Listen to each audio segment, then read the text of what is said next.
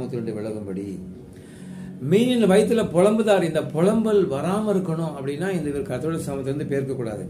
எழுதணும்னு சொல்லிட்டு போறார். திருப்பி சொல்லிட்டு போறார். கர்த்தருடைய சமூகத்திலிருந்து விலகும்படி அவர்களோடே தர்சீசுக்கு போய் கப்பல் ஏறினார்.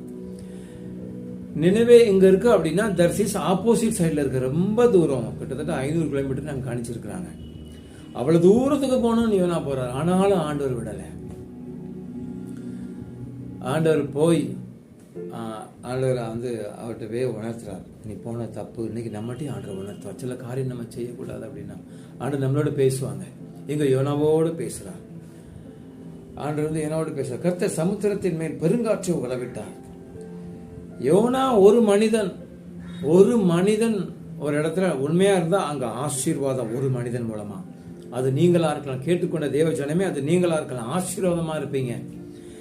தேவனுடைய சமூகத்தில் இருக்கும் பொழுது